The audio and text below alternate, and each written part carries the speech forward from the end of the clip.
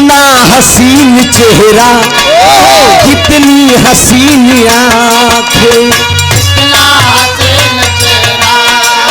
कितने प्यारे आँखें,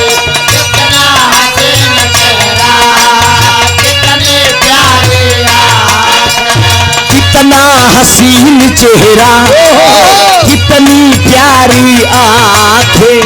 कितनी प्यारी आँखें हैं, आँखों में छलकता प्यार। कुदरत ने बनाया होगा फुर्सत से तुझे मेरे यार, कुदरत ने बनाया होगा फुर्सत से तुझे मेरे यार, कुदरत ने बनाया होगा फुर्सत से तुझे मेरे यार।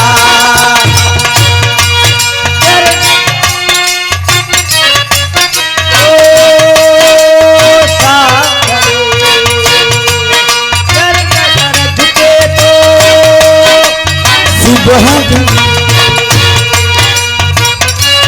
कलियां खिल जाए, नूर भी शर्माए, तू हंसे तो कलियां खिल जाए, तुझे देखे तो नूर भी शर्मा, जी चाहे मुझे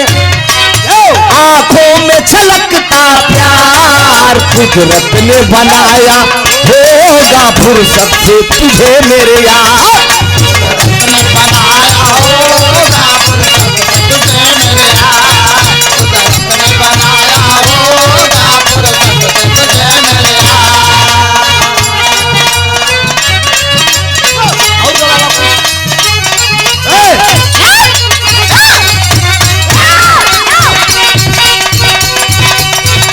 हमसे भराई नहीं,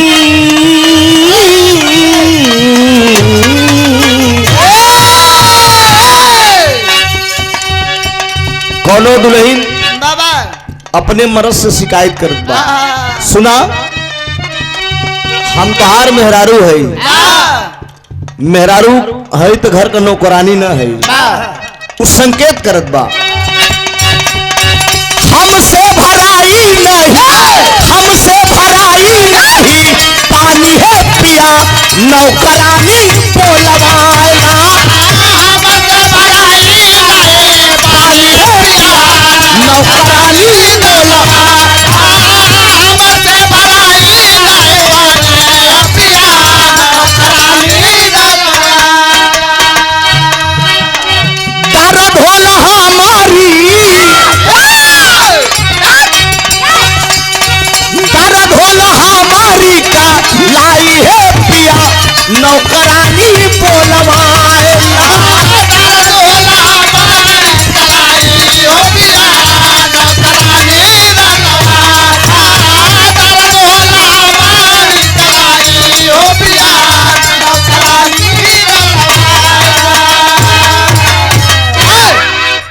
बहुत अच्छे बेटो।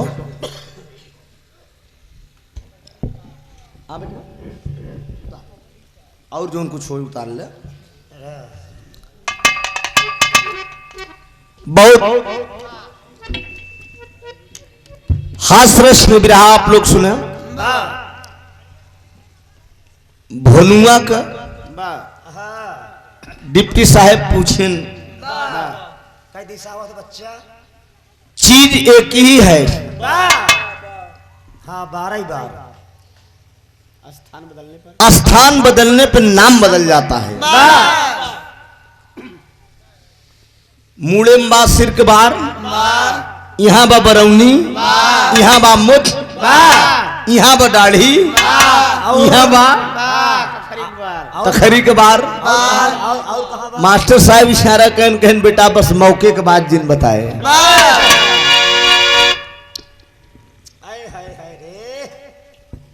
बहुत बढ़िया प्रमाण था। आन कबिलरिया सगुन बतावे, अपना अपना कुकुरों से चितवावे। राजा अकबर की कहानी हम गाए, ऐतिहासिक कहानी।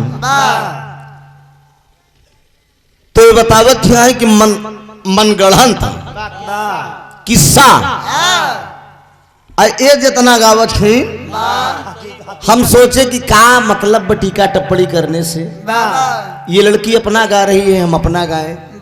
क्योंकि सवाल जवाब का मतलब रह ही नहीं गया। पहला गीत मैं गाया तो उसको आपने अंडबंड कर दिया, तबे हमने रास्ता छोड़ दिया। हमने कहा हटाओ।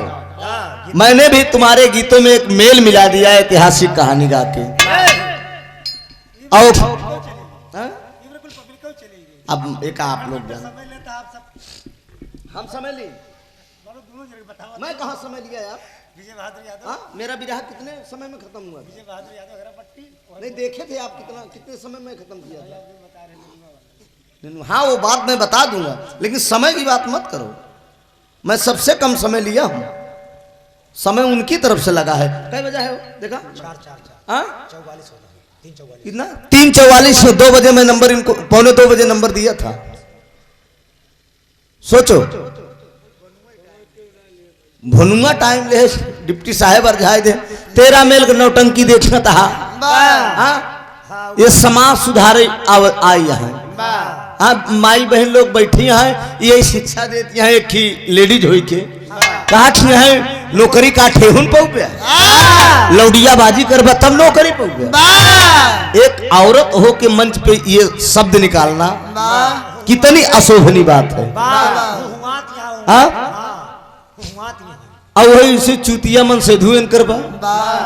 अंड बंड बकवावत में मिलना जमाना है। और बकबकाए के बाद जाए गाड़ी में बैठता है। कलाकार इतना बेवकूफ नहीं होता। हम उतर के गए तो टीका टिप्पणी करती है, कोनो हम घासलेट गवैया है का बतावा। विजय शंकर भैया की तरफ से विजय बहादुर भैया हमका वो बात याद बा। एक गीत हम गाए, अब न मिली ननुआ का तरकारी अब न मिली। तो बतावे कहा यहाँ दादा पंधारी है अनपढ़ रहे ने, दादा राम अधारा है अनपढ़ रहे ने, देसी घिए के सुहारी अब न मिली। बतावा हम कौने ननुआ के गाए रहे? दादा पंधारी हरन लिखे न तो कुछ समझ के लिखे न। इतने विद्वान कलाकार बताइए वो अनपढ़ रहे हैं। इन 1.5 हाथे वाली समझतियां सोचा आप ये पगली आजकल वाली समझ दिए। जोन हाइब्रिड वाला लंबा वाला हाइब्रिड वाला जो पैदा हो दादा पंधारी वह ननुआ के लिखे जवन छानी पे होत रहा 8 इंची 9 इंची 12 समझा तब होत बा। अब देखा था केहू को छानी पे दिखात बा ननुआ वाला देसी घिए के सुहारी बोले के चाहे जवन गबर गबर बोल जा सरो सरगम। अब हम घरे एक दिन पहुंच जाब तो जोन है देसी घी से रोटी न खियाई पोगू। हाँ ये काबू त्रिभुवन भैया कहिए मुर्गा मंगा दूं। हाँ तब वही कहा कि मांसाहारी न खा न तला अंडा। हाँ पगल नहीं ओखरे बात। दूसरी बात कहा दिया है तू धन मनावा इलाहाबाद वाला की साक्षात विंध्यवासिनी आएगी। अरे धन हो देवी। पहले साक्षात विंध्यवासिनी प्रयागराज के मनावा बतावत यहाँ त्रिभुवन जी समहरा इलाहाबाद से मिर्जापुर खींचत बा। भैया हरा आप लोग गवाह है, हम कुछ ना कहा। ये बतावा मिर्जापुर खींचत बा कि इलाहाबाद खींचे। अगर इनकर मिर्जापुर मैका है, सोचिए आप मिर्जापुर मैका है और इलाहाबाद प्रयागराज में इनका सासुर है, तो ये बतावा मिर्जापुर खींच लेगी कि इलाहाबाद खींच लिया है? तो आप लोग बतावा क्या खींचे? इलाहाबाद ना हम खींची या हमार भाई राम मिलन खींचे? आउट से इलाहाबाद में ना लौंडा इलाहाबाद को पसंद करूं। मिर्जापुर में चाहे एक से बढ़ के एक टहरत रहा हो तो कहा बा भाई। और बात बतावत है कि हमार जेठौत लागे बुलाए ले उनका बुलाए ले जनता के बीच में तनी मिलाए नहीं हमसे कि जेठौत लागत है कि देवर लागत है।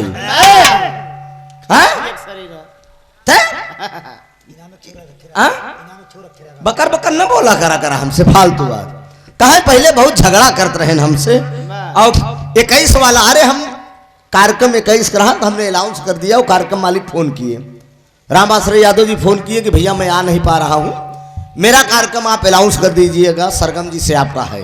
तो मैंने चर्चा कर दिया कि कुछ अगर हो बिरहा प्रेमी अगर सुनना चाहें, आप वहां भी पहुंचे, वहां भी आनंद ले। हाँ, तो कहा कि कहूँ कि तू डेबी हो जमन टोके बारे हम परेशान है। कहा कि अपने आप बहुत बड़ी स्टार हो गया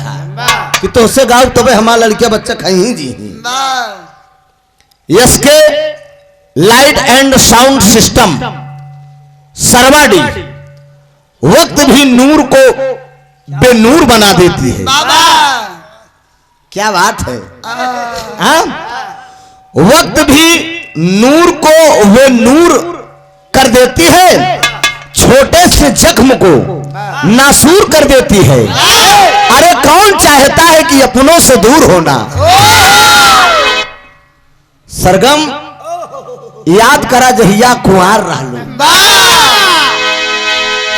हमार तहार जोड़ी आज के न हो, एवं कुंवार रहे न हमहू कुंवार रहे। तब से काजनी कई कई दाम हमें दिल्ली गए साथे होटलबाजी करे।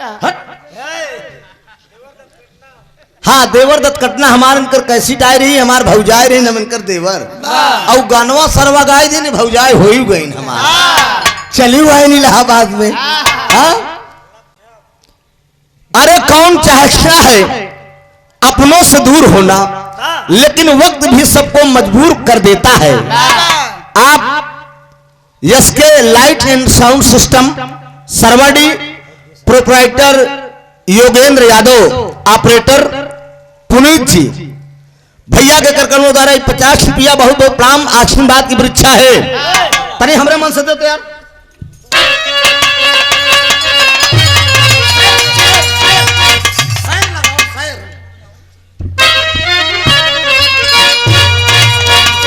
अरे आंख में जो आंसू है कि अरे कौन इसका सानी है। अब एक बात सुनाती है कि बताओ तुम ढोलक मास्टर को डांट रहे हो, जान रहे हो हमारा उसका रिश्ता क्या है। वो भतीजा है, मैं चाचा हूँ। क्यों बेटा, मैं किसी कलाकार को डांटता नहीं हूँ, ये मेरा प्यार है, मेरा दुलार है। हाँ, अरे और ज्यादा दुलार चाहे कोई तो बताओ, भेज दे भाई। क्या ए लड़के, ये तो ससुर अपने सास से बतला था पगला। बच्चा है काल हमसे कहा चाचा हम अपने मेहर सलाई बतलाई, सास से बतलाई थी। अब तू बतलाव शुरू कर दे बेटवा, नहीं मामला गड़बड़ाई ये का जान ले है। कहना है अरे आंख में जो आंसू है अरे कौन इसका सानी है, और रुक गया तो मोती है और बह गया तो पानी है। अरे सरो सरगम ऐसा काम करो, अरे दुनिया में नाम कर जाओ। अरे थोड़ा हम सर के थोड़ा तुम सर को, दोनों का काम बन जाए। अरे ओ दीवानी,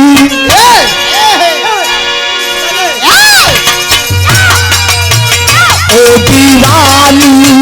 तू मस्तानी, ओ दीवानी तू मस्तानी। अरे तम तम है तेरी जवानी, ओ दीवानी तू मस्तानी। अरे तम तम है तेरी जवानी, खाली है तेरी उमरिया। हाय पलट पलट पलट। अरे तेरा ध्यान कहाँ है। अरे माई है, माई डियर असली हीरो तेरा इधर है। ओ दीवानी मस्तानी, आइटम बम है तेरी जवानी, खाली है तेरी उमरिया। हेलो, इलाहाबादी छोकरे सरगम फिट होते हैं एकदम। एक काम कर लो, अरे उससे नहीं होगा कुछ। अरे बाली है तेरी उमरिया, अरे ढूंढल कोई संवरिया ढूंढल कोई संवरिया ढूंढल कोई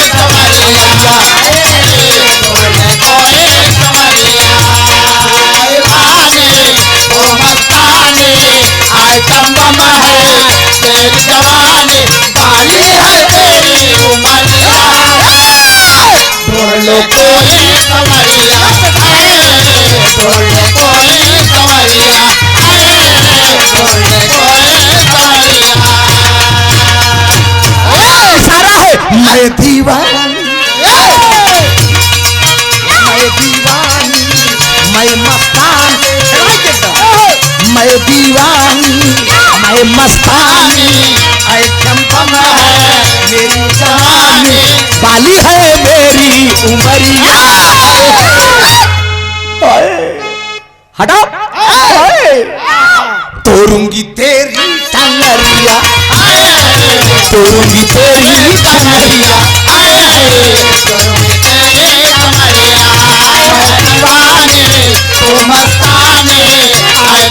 मेरी जवानी बाली है मेरी उमरिया तोड़ूंगी तेरे कमरिया तोड़ूंगी तेरे कमरिया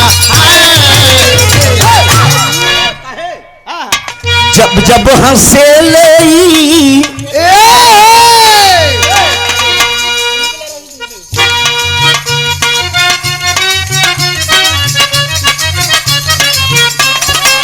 ताही के नदिया के तीरे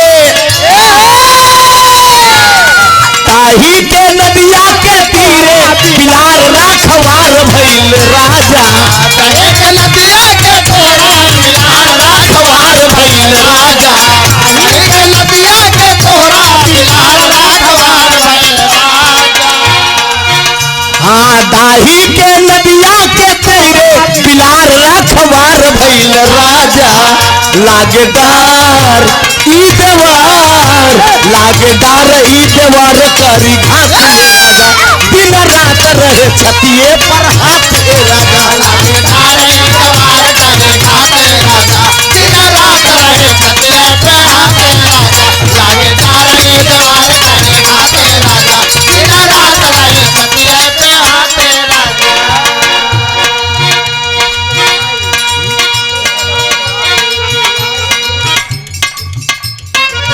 कितना खियाई कितना मनाई खियाई ठूस ठूस के कितना मनाई खियाई ठूस ठूस के मलाई की आई ठोस ठोस के जान बैठ जाला कोहरा में लोग के जान बैठ जाला कोहरा में लोग के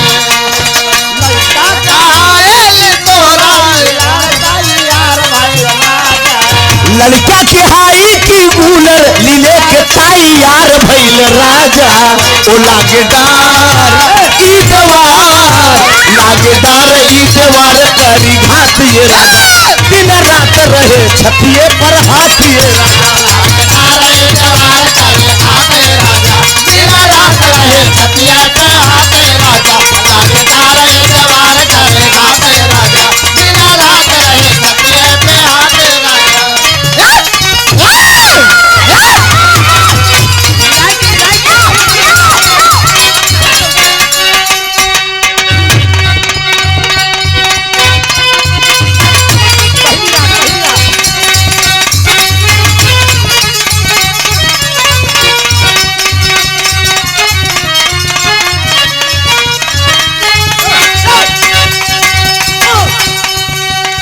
पहली रात पायल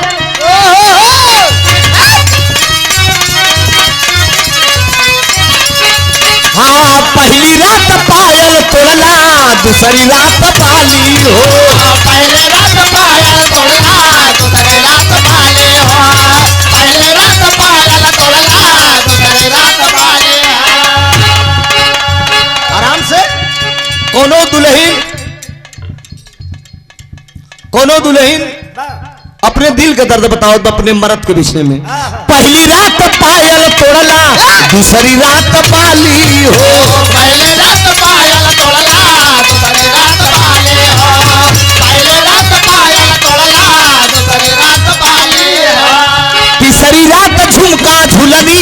तोड़ला हाली हाली तिसरी रात झुमका झुलने तोड़ला हाली हाली तिसरी रात झुमका झुलने तोड़ला हाली हाली हाँ पहली रात पायल तोड़ला दूसरी रात बाली हो पहली रात पायल तोड़ला दूसरी रात बाली हो तीसरी रात झुमका झुलनी तोड़ला हाली हाली तिसरी रात झुमका झुलने तोड़ला हाली हाली तिसरी रात झुमका झुलने तोड़ला हाली हाली पहली रात पायल तोड़ला दूसरी रात बाली हो पहली रात पायल तोड़ला दूसरी रात बाली पहली रात पायल तोड़ला दूसरी रात बाली हाँ तीसरी रात झुमका झुलनी तोड़ला हाली हाली हो तिसरी रात झुमका झुलने तोड़ला हाली हाली तिसरी रात झुमका झुलने तोड़ला हाली हाली हाँ नैहर अपना देव ओ रहनवा राजा जी ओ नैहर अपना देव ओ रहनवा राजा जी मजा मारे में तोड़ला लौका मोर कहनवा राजा जी मजा मारे में तोड़ला लौका मोर बहुत अच्छे हमारा में तोड़ला नौका नवा राजा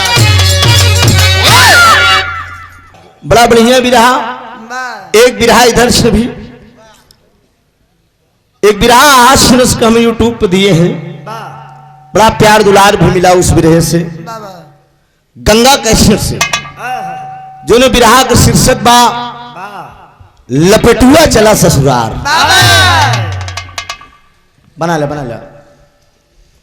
कितना बढ़िया एक अनपढ़ आदमी कमाल कही गया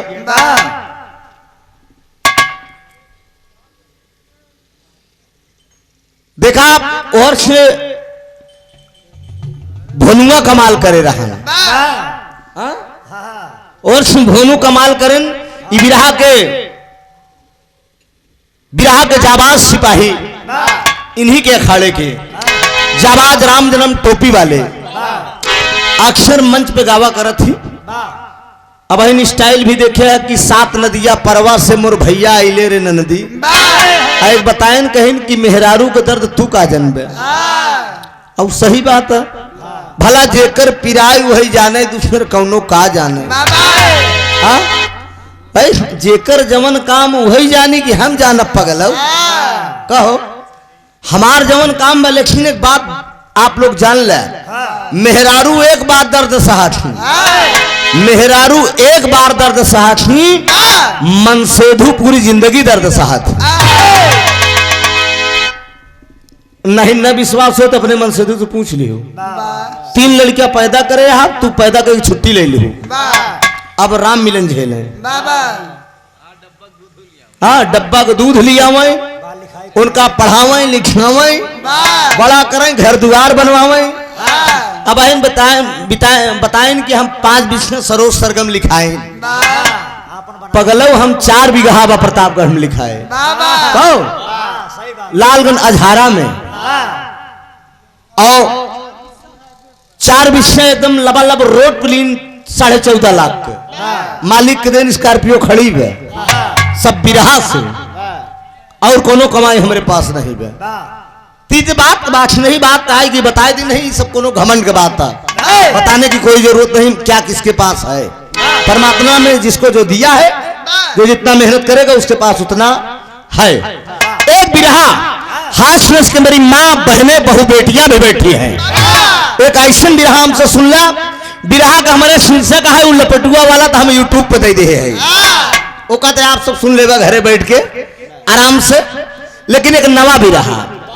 हाँ हमारे बिरहा का शीर्षक बा एक दुल्हन गोपाल एक दुल्हन 2 दुल्हा भाई कैसे होई भाई सोचा आप मेहरारू एक ब्या लेकिन मनसोधू सोचे वाली बात थोड़ा सा पौराणिक भी है गुदगुदी भी आई जाए आप लोग का और यही गाना के बाद आखिरी विदाई भी होगी चली चला के बेला हो जाए एक बात बहन बताएं कहीं कि हाँ सवेरे गवाई के पैसा ना दे न दे है पैसा हुआ न मिली पैसा हम तुझसे ले इहो तू हमार देख लियो समझे हाँ भैया ये तो बात रही हमने बात पे कह दिया कमेटी के लोगों को कि आप लोग इतना मेहनत परिश्रम करके प्रोग्राम कराए हैं हो सके तो आप मजबूर मत होइएगा यहाँ से कि आजकल के गवैया 15,000 के नीचे बात नहीं करते भैया हमारे लगे जब फोन कर रहा था हम आगे रहे ना एक नीचे कांटा नहीं करते रहे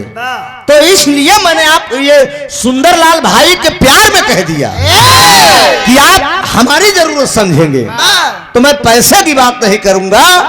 आपके यहाँ आके गा दूंगा और जब सुंदरलाल का वहीं तो दे ही कैसे तब भैया जवन रही तवन देवे करही ये बात हम कहेगा और तू एकदम ही हुरियट दिया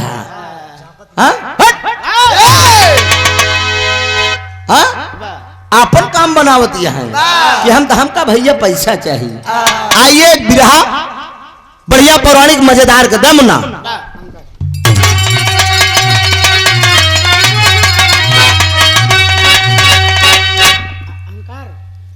कहाँ मुंह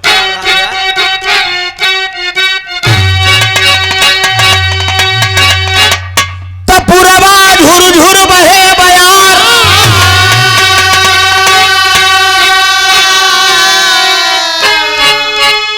बनाओ फिर से मूड बनाओ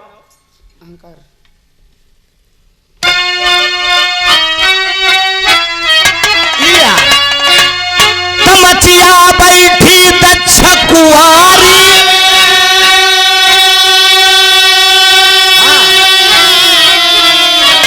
अरे कही लइके बार को झारी कहे त्रिपुरारी गौरा कस कैलू सिंगार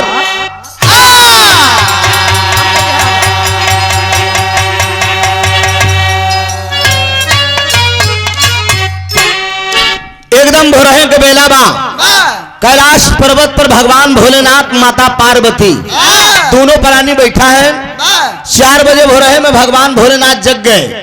और पार्वती के जगाए दिन कहें दुल्हन उठा तनी के चौका बर्तन करता हूँ हम जंगल में जाके घूम के वापस आवत है हर भगवान भोलेनाथ घूमे चल रहे माता पार्वती चूल्हा चौका बर्तन माज के इतने में लई के कहीं बाहर झाड़े लागी एड़ी में रंगना लाली लिपस्टिक लागी लगावे इतने में भोलेनाथ आई गए अजय भोलेनाथ आई गए भोलेनाथ मिजाज में भोलेनाथ आई गए तू बैठ जाते यार सुस्ती आए के मेहरारू की याद में भोलेनाथ आई गए बाबूजी अजय भोलेनाथ आई गए तो कहन की देवी दुल्हन आज के करे ऊपर बिजली गिरी अब भाई साहेब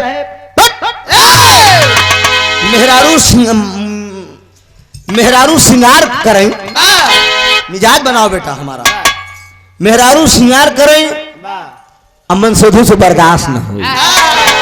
जान लग इतना छाती पे सांप लोटत है भगवान भोलेनाथ माता पार्वती के देखें कहना आज केकरो ऊपर बिजली गिरी कहा बिजली नहीं चिर्री गिरी कहा नाथ हम आपसे कुछ कहा चाहिए थी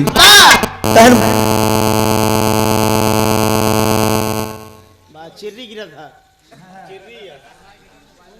हेलो ऊपर तो ही जगी हुई याद देखा हम समझ गए ले ला बताई देखे जब सोई ले आराम से हाँ यूं लड़किया के बियाह पर अब जब पतो ही जग जा तब लगाई दिए बता दे तब हम वार्ता करते नहीं बता दे पागल सोवे आराम से वो टेंशन में रही फालतू हाँ देखा हमारे सब तो नहीं तोरे चाची उचित नहीं फोन कर दिया है हाँ जानती है कि धोती कुर्ता पहन के गए हुई अपन गावत बजावत हुई हाँ हम सब संतुष्ट कर चुका है कि आराम से सोवा सरोज सरगम से मिल के आओ देखिए आप कहे अरे बाप रे बाप देवी कहन को सुना आज हम मृतलोक चलब सुने हैं कि देवों में महादेव आप है लेकिन मनई से हार जात है भगवान भोलेनाथ से माता पार्वती सवाल करती है तो यही कहा दिया आए हाय अरे कही गई बालम से हंस के बतिया कहाँ कही गई बालम से हंस के बतिया कहाँ गौरा कहाँ की भोला गौरा कहाँ की भोला गौरा कहाँ की भोला गौरा कहाँ की भोला के मारल तोर मतिया बलम से हंस के बतिया कहाँ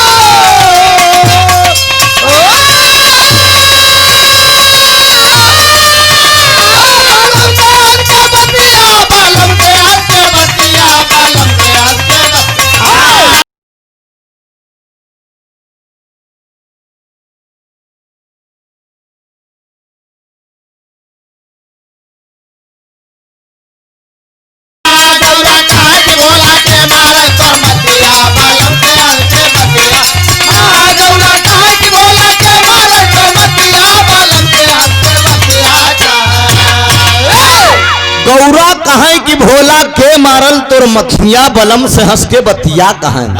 माता पार्वती कहे हम जान दे हम ही जान दे कि मृतलोक हमका घुमाए के दिखावा आप मनई से आप कैसे हारत है भगवान भोलेनाथ नहीं अब नहीं अब बना मेहरा भगवान भोलेनाथ की एकदम हालत खराब अब मेहरारू से पूरी दुनिया झुकी पे भाई साहेब हाँ तो ये देवी देवता का क्या बात है जब भगवान भोलेनाथ हरन के पसीना ढील हो गए तो हम आप तो मनुष्य है देखना लड़किया के जैसे रात भर सोचा मेहरारू से के नहीं कितना बढ़िया अपने आप मन साधु लगावत हो और घरे पहुंच जाए जहाँ एक दाई मेहरारू घुर्रस नहीं से कहा सन्नाटक खींच ले थी कि अच्छा जमन कहा दिए जब कहीं बिरहा सुने जाबो तो कहीं कहाँ जाबे एक दाई को रन कहीं अच्छा ना जाए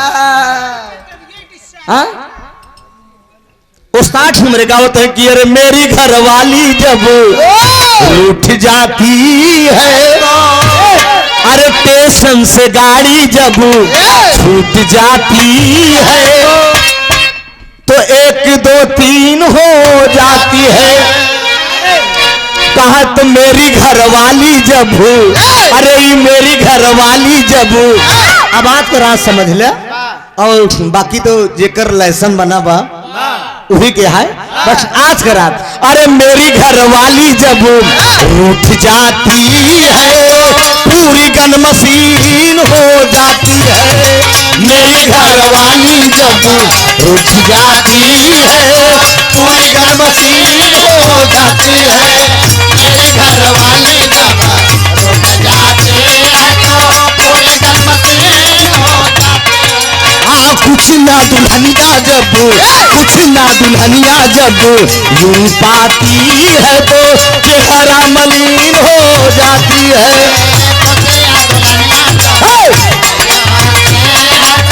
चेहरा मलिन हो जाती है ये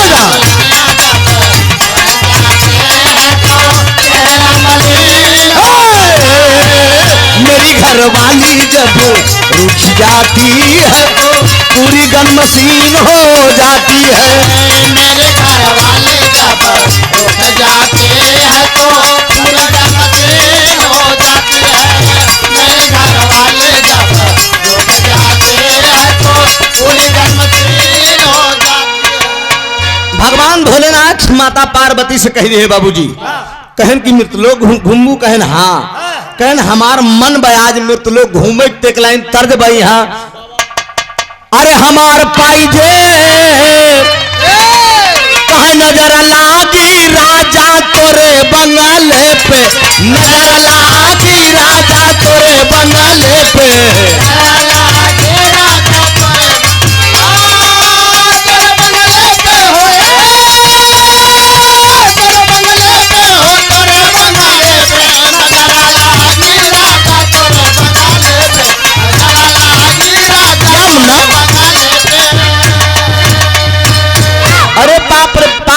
कहा कि अरे हमार दुल्हा हमारा सैया मिलता लोकवा घुमाई दे, हमारा राजा मिलता लोकवा घुमाई दे।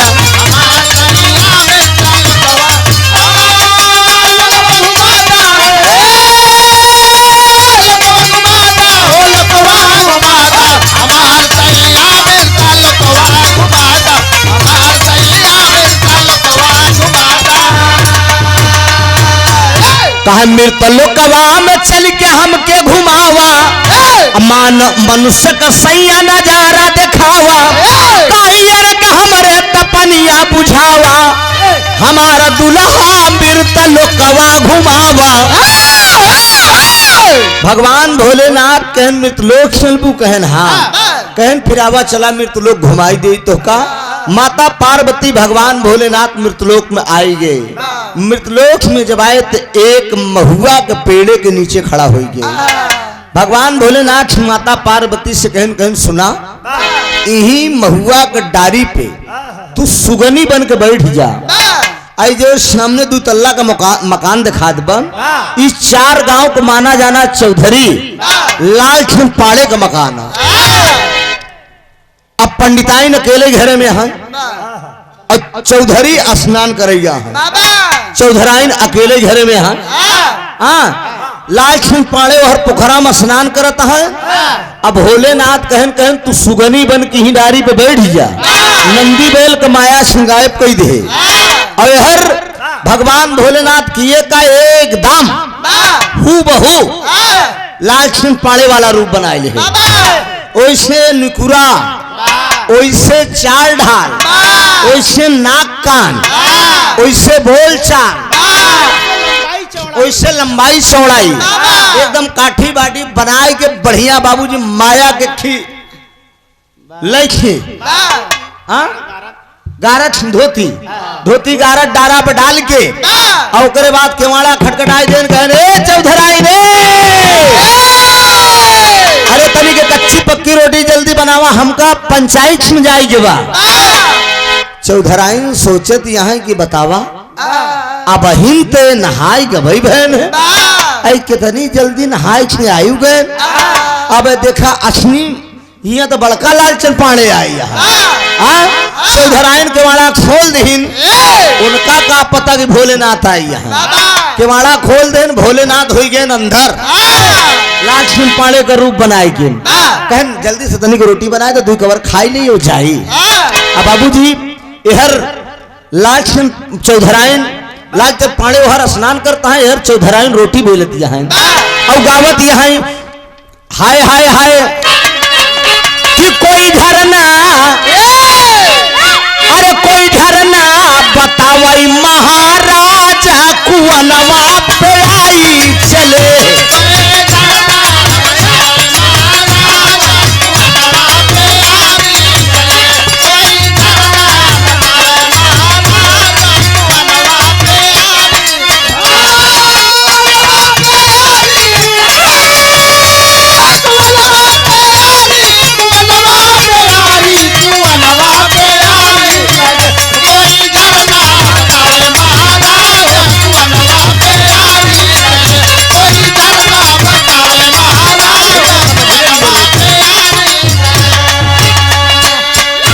कोई झरना बतावे महाराज कुवनवा पे आई चले।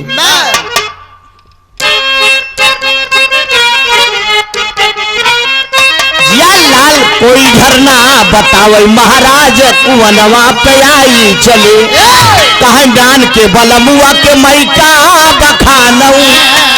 कहा अरे नान के बलमुआ के मैका बखानऊ,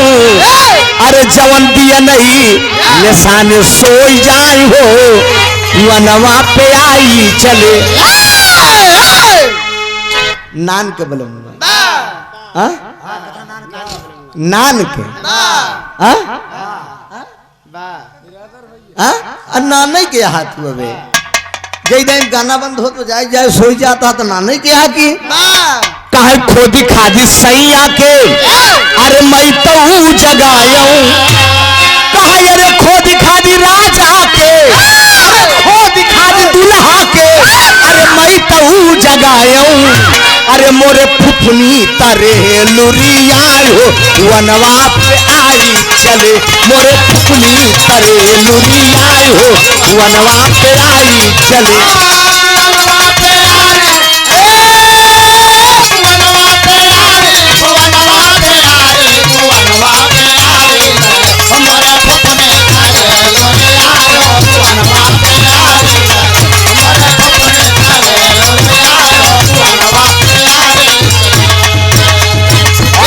क्या बात है। SK light sound system Sarwadi, आप पुनीत कुमार जी, ये बेवफा वफा की कीमत क्या जाने, ये बेवफा गम ए मोहब्बत क्या जाने, जिन्हें मिलता है हर मोड़ पर नया हम सफर, वो भला प्यार की कीमत क्या जाने। बहुत बहुत धन्यवाद। क्या बात है। इक्स का गोला बनाकर बाम पर फेंका करूं, खींच लो तस्वीर तेरी रात दिन देखा करो। क्या कहूं माँ से अल्लाह तीरे नजर आपकी, राम करे ऐसा हो जाए, अरे मोरी निदिया तो है लग जाए, राम करे ऐसा हो जाए, अरे मोरी निदिया तो है लग जाए, मैं गाऊं और तू सो जाए। ये हमार आशीर्वाद बा। 50 रुपया बहुत बहुत प्रणाम। सब भैया खिनमन आशीर्वाद की परीक्षा है। अरे भगवान भोलेनाथ लाल चौपाने बन के बैठा है, चौधरी बन के बैठा है बाबूजी। इतने में चौधराइन भोजन बनाए जाते हैं, धीरे धीरे खाए जाते हैं। कुछ देरी के बाद जवन असिला मनसेधु लालचंद पाड़े रहन ओ आई गए। जब ओ आई गए तो चौधराइन घर में खाना बनवती है, चौधरी धोती डाल के कहती है, ए चौधराइन अरे तनी जल्दी से रोटी बनावा हमका जाए के बा। चौधराइन घरे में से आवाज देती है कि अबे देख के वो खड़ा रहा, अबे हमारे अपने भाई शंका कि हमारे अपने ससुर घरे में के आई गए। अरे कलुआ के अम्मा जैसे ससुरवा हुआत रहा। अच्छा बता, अच्छा जेकरे ऊपर बीती रहा था वही सब ज्यादा याद करा था। साला हुआई को तो हुआई गया पड़ोसी। देखा बाबूजी चौधराइन आवाज खेलते ही बोले जावा करा करा, शांत न रहो लाल जी। एक भुआल है, दूसर भुआल आई गए। ध्यान धाक बाबूजी, हर चौधरी कहा है, अरे हम तो हाल पाड़े। तो चौधराइन कहा है कि जे के वहां खड़ा रहा अबे हमारे अपने। लालचंद पाड़े जब जंगला छिझाक के देखें तो कहें ओ हो लागत हमार, लागत हमार। तो बोले में कहे टाइम लगा बोल नहीं सकते। भगवान भोलेनाथ है बारे मृत्यु लोग बहनोई नहीं बनाए, सार पहले बनाए दे हैं। और वही तर्ज का लाइन में कहे कौनी ओरी राम बनाई दे करा करे यार।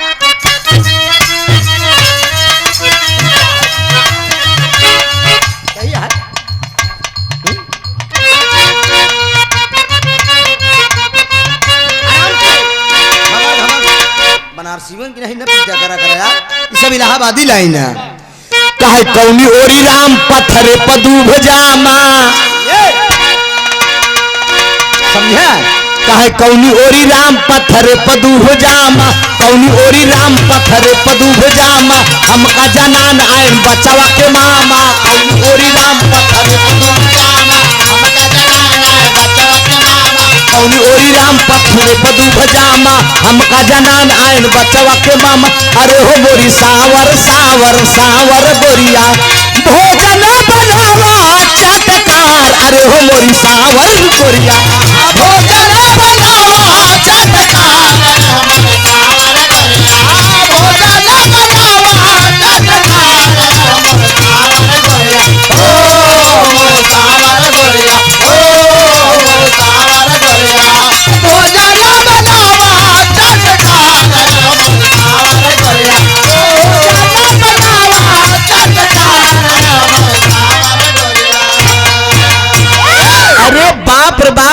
गाठ हो तो लालचंद पाड़े सोचत हन के मार सार आई है। अब बाबूजी इतने में लालचंद पाड़े सोचत हन कि भाई बहन दोनों बतलाते हैं, तब ले लालचंद पाड़े सोचेन कि बतावा ये कैसा सार साला के कम से कम 2 घंटा से खाता है, अब बहर नहीं निकलत बाटे। वही हाल में कि जेकर बहन अंदर ओकर भाई एक ख्याल ले कि चुल घुसुरा सार आंगन बटोरान आंगन बटोरान हाँ एमे हमसे नहीं। अच्छा एमा दोस्त और चुल घुसुरा सार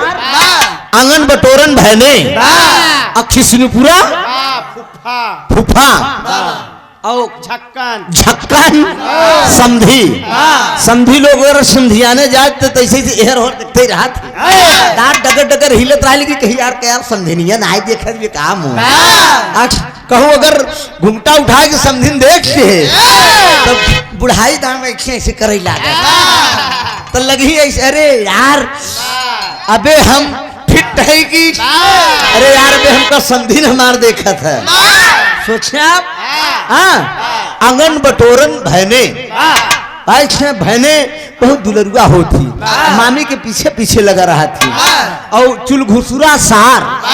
सार अगर बहनियौरे जात ना तो वही ओकर डायरेक्ट परमिशन रहा था। बहनी के सास अगर बहरे हैं अम्मा पाला गी जियत रहा बेटवा जियत रहा दीदी जा दीदी तोहर अंदर यहाँ तो डायरेक्ट परमिशन चुल घुसुरा सार एक सिमरो सैया तक पहुंच जाई। अब बहनिया हमार भैया है के एका जान लकी नैहर भाई साहेब ई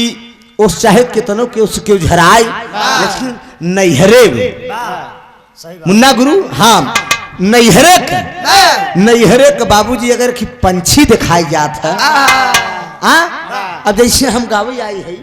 अगर अगल बगल हमारे गांव देश कोनो बहन बिटिया अगर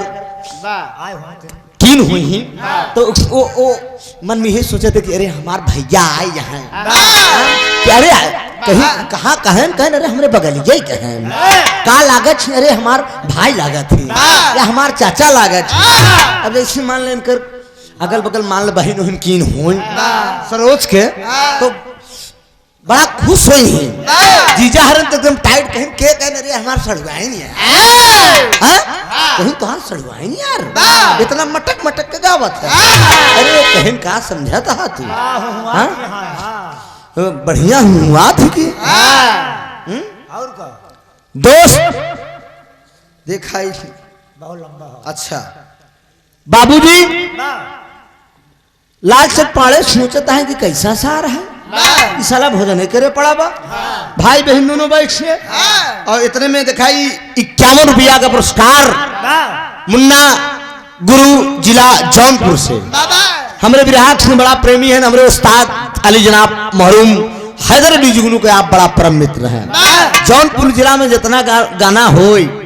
गुरुजी के मंच पे विराजमान है गाय के बैठे तो पूछे कहे को लहा कि नहीं यार मनैयन का कहा था गनवा हैदर अली की जमा की नहीं ये सब मीडिया प्रभारी रहने उस्ताद के तो एक से बारीकी आए के बताई दें कि मतलब आपकेरी का मामला इस लहावा अदेख वही काम मतरी में आया हाँ मादर डी ने मादर डी में 21 तारीख के आया आई कहा दूसरे घर आवे का हमका भेज दे हमका भेज दे कोनो दिक्कत नहीं बा ध्यान रख बाबूजी इतने में लालचंद पाड़े मैरिट केवाड़ा एकदम खुल गया और जब केवाड़ा खुल गया तो अपन रूप जब बैठा देखे ना लालचंद पाड़े कहे आप कौन भोलेनाथ कहे पहले बताओ आप कौन लालचंद पाड़े कहता है हमार मेहरारू हमार घर भोलेनाथ कहता है पहले हम बैठा रहे कि ताई हमार मेहरारू हमार घर।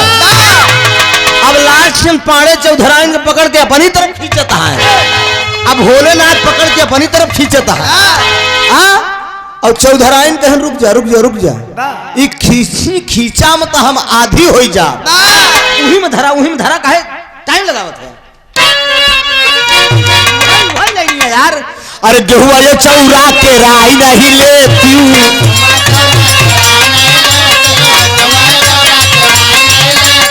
मुन्ना गुरु बजावे में कौनो कमी रहने के नहीं बे दोनों के लेकिन लापरवाह है ना तनी के बियाह नहु के नहीं भव बियाह नहु के नहीं भव इनहन दोनों के ध्यान में रूप रहा ऐसा से मतलब हाँ मालूम दुल्हन बता दे मैंने हाँ भुआल की नहीं मुलायम की नहीं हाँ बतलाई लगे आप सुधार आई जाए ये हमसे कहा चाचा हमरे शर्म लागत मेरे रुआ से बतलाए में हमके कैसे बतला तो कहा बुढ़ीवा सपने हमके फिर हो के काम तमाम ही है हाँ देखा कहना बा अरे गेहुआ ये चौरा के राय नहीं लेती गेहुआ ये चौरा के राय नहीं लेती तुम्हें एक ही दुल्हा पे राय नहीं लेती गेहुआ ये चौरा के राय नहीं लेती तुम्हें एक ही दुल्हा पे राय नहीं लेती अरे हो मोरी सावर सावर सावर गोरिया भोजन बनावा चटकार अरे हो मोरी सावर गोरिया भोजन बनावा चटकार मोर सावर गोरिया भोजन बनावा चटकार मोर सावर गोरिया हो मोर सावर गोरिया हो मोर सावर गोरिया भोजन बनावा चटकार अरे हो मोरी सावर गोरिया भोजन बनावा चटकार मोर सावर गोरिया अरे बाप रे बाप अब दोनों जने खींची खींचा शुरू करे हैं लास्ट पाड़े अलग खींचता है भोलेनाथ पकड़ के अलग खींचता है चौधरायन कहे रुका रुका रुका रुका ई खींची खींचा में तो हम आधी हो जा कहें तब कहें खींची खींचा में तो हम आधी हो जा कहें रुका रुक जा तो बताई वही चौधरायन करीन का तुरंत 2 बीघा दूरी खरिहान रहन अक्षरिहाने बूढ़ा अय्या लेटिया है अब के भैया आवाज न हो अब के जमाने में महतारी बाप कितनो बने दे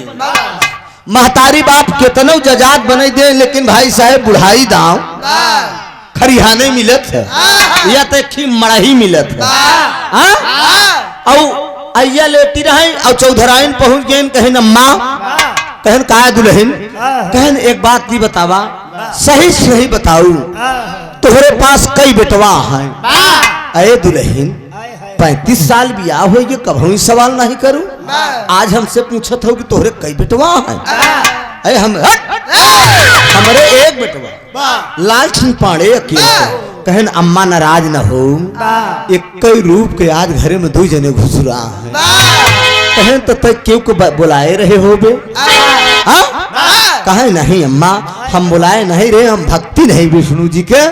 100 रूप को 2 जने घुसरा है चल के देखा अपन बेटवा बेरावा हम बड़े चक्कर में पड़ गई है अब बूढ़ा ये चल नहीं 98 भग टिकुली लगाए डबल बीरा जाफरानी खाए लमका सरौछा गुल की सुपारी अल्लाह दोनों गाल एकदम पान भरे एकदम भात से भोज मारत आई जमाए पहुंच गए एक बुढ़ाइया इतने में भगवान भोलेनाथ दूरिन से खड़ा है और वही जवन है भोलेनाथ बोलन कहन अम्मा पा लागी मगर ठुस न करा करा करा कहे जियत रहा बेटवा जियत रहा कहन की ई बताओ माई काल जब तक बीमार रहे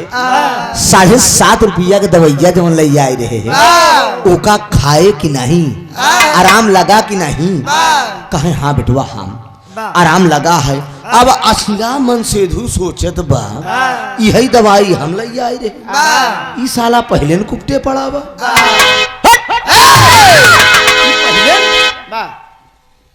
टाइम लगाई दे बतावा दवाई हम ले आए रहे बतावत इब बोला तो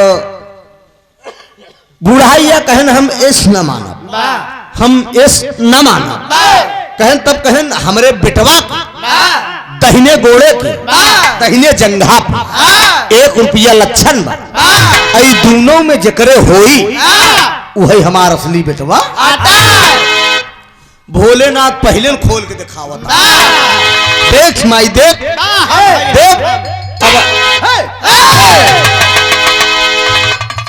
अशिला मन सेधु लालचंद पाड़े सोचत है कि धन्य हो इहई दाग त हमरे बा लेकिन ई पहले सरवा दिखाए पड़ा बाटे बतावा बतावा ई पहले दिखाए पड़ा बाटे अभी ई अय्या के दिमाग चक्कर आई गए तो कहा दिखाया है अरे मोर प्यारी दुल्हन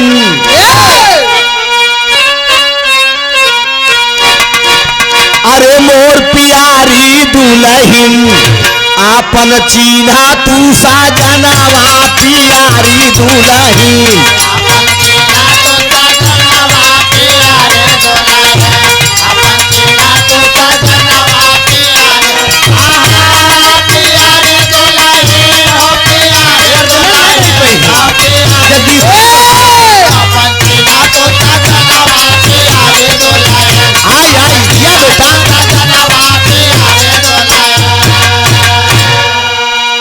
दुल्हन ई तोहार लफड़ा एक तुहिन झेला हमार दिमाग काम नहीं करे तो तू पहचान लगे तोहार कवन मन सिद्धू के कैसे तोहरे से का बोला बतलाना है कैसे उठा बैठा है दुल्हन तुहिन पहचान सकत कवन तोहार असली मन सिद्धू आटेन अब बतावा बूढ़ा ये हर चली गई खरिहाने में अब चौधराई सोचत है कि रहन खाए पी के जब टंच हुई ही संझा की जमन मार करी तो हम के कर मनसा राखा चौधराई एक ही भुसौली वाला कमरा रहा ले गए नहीं कमरा में एक ही बेड़ा लिखे बढ़िया बेड़ा उठाए और किवाड़ा बंद करें दोनों मन सेधु से कहे सुना हम जमन पूछे चलते दोनों जने बतावा हम ना बताए पौबे तो समझे रहे और वही पूछत क्या है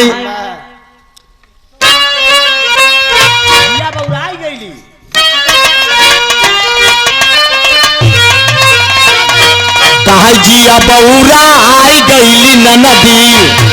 कहा हाय हाय हाय हाय हाय हाय हाय हाय हाय बिरहा जगत के प्रेमियों ये किसका अंदाज है ये लाल जी लहरी का अंदाज है मन तले बुद्धि बुद्धि तले आत्मा मंडे लाल जी लहरी काका का गाना आप लोग सुने हो गया लहरी काका कभों कभों लड़कियों को बोलत थी ना कि लाल जी लहरी जब से बिरहा गा रहा है तब से तुम चड्ढी पहन के टहलती रही बनारस बलिया आजमगढ़ छपड़ा भभुआ बिहार गाजीपुर बनारस का कोई कलाकार लाल जी लहरी का आगे आप तक टिका नहीं तुम कल किलवंडी क्या आई हो मेरे साथ काय हाय हाय हाय हाय अरे अबे गदेला बाटियो ना अरे अबे गदेला बाटियो ना सही ना पाई बिउ रेली रेला अबे गदेला बाटियो ना सही ना पाई बिउ रेली रेला अबे गदेला बाटियो ना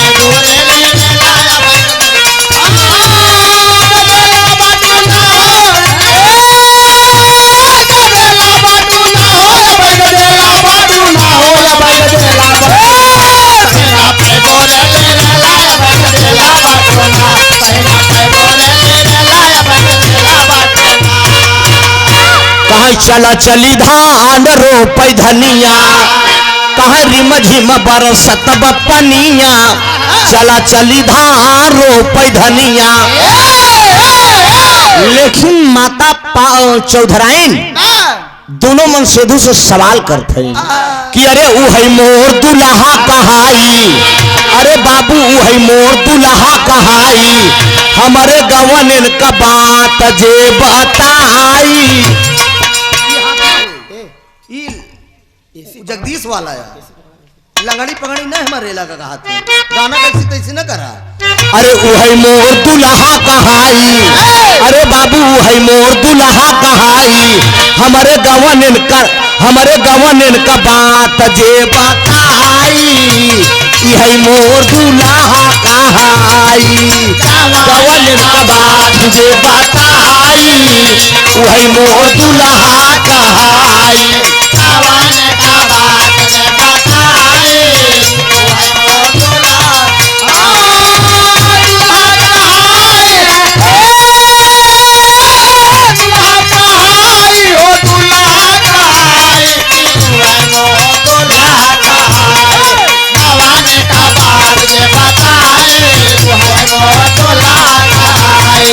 गवाने का बात में बताए वो है मोर दुल्हा का हमारे गवने के बात जे बताई उहई मोर दुल्हा कहाई का अच्छा इतना जने बैठा है मैं विधा सुनो तो केका केका याद होई कि कब हमार बियाह भरान कौने दिन सुहाग रात भरा लेकिन चौधराइन पूछत यह दोनों मनसेधु से कि कौन दिन हमार बियाह भरान कौने दिन हमार सुहाग रात भई रही सबसे पहले असली मनसेधु का नंबर लग गया अब पूछत यह तो का बतावत है का एगहन का महीना रहा रानी माना बतिया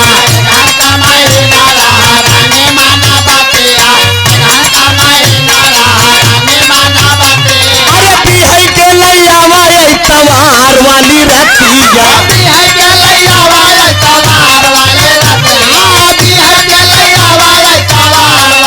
उहई मोर दुल्हा कहाई उहई मोर दुल्हा कहाई चौधराइन दिहल नहीं आई उहई मोर दुल्हा कहाई चौधराइन दिहल नहीं आई उहई मोर दुल्हा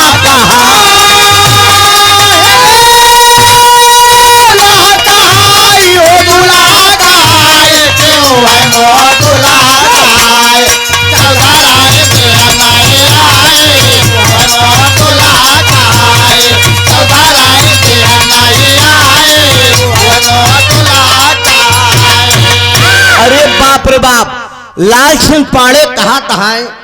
काल वाली बात याद बो गोपाल हमका एका जान ले बहुत अंतर है भैया एगहन का महीना रहा रानी माना बतिया अब बिहई के लैयावा ऐतवार वाली रतिया चौधराइन दिहलिन नहीं आई उहई मोर दुल्हा कहाई चौधराइन डांट दिन कहाँ हमारे गहन के महीना में बिया भरान रे कहाँ हमार ऐतवार के दिन सुहाग रात भई रही लालचंद पाणे कहना हमार मेहरारू बाटे हम बतावती हमके डांटे दी बाटे एक्चुअली में भोलेनाथ बगले खड़ा है रूप बदले कहन हम बताई दुल्हन कहन हाँ बतावा और भोलेनाथ कहत काया है कहे फागुन का महीना रहा रानी माना बतिया फागुन का महीना रहा रानी माना बतिया अरे बिहई के लैयावा सुमवार वाली रतिया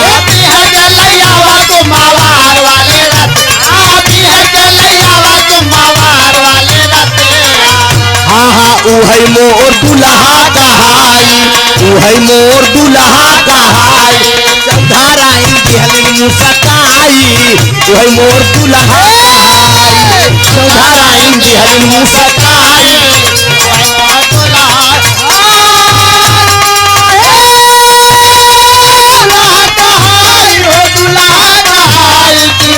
मोर दुल्हा कहाई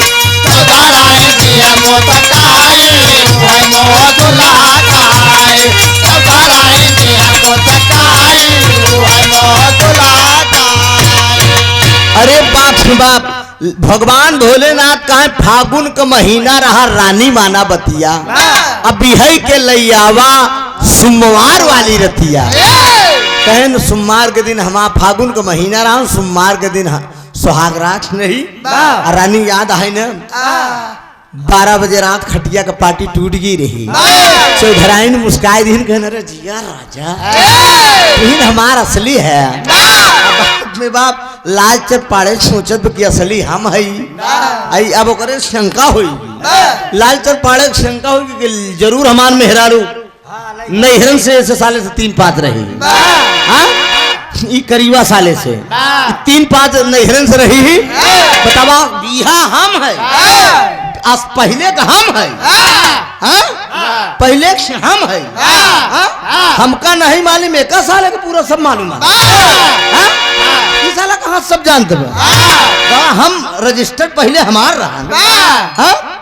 साला हरामखोर साला बे मतलब का घुसूर के बात 20 करोड़ बन गया बतावा पहले पहले तो हार रही अरे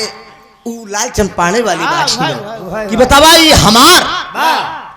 बिहा हम आई ऐसा बतावा कि फागुन के महीना हाँ? भगवान भोलेनाथ उहे पकड़न चौधरायन के पकड़न कहन आवा आवा चली इतने में भाई साहेब लालचंद पांडे और भोलेनाथ वही भुसौली वाले कमरा में दही पटकी के पटका दही पटकी के पटका दही पटकी के पटका दही पटकी के पटका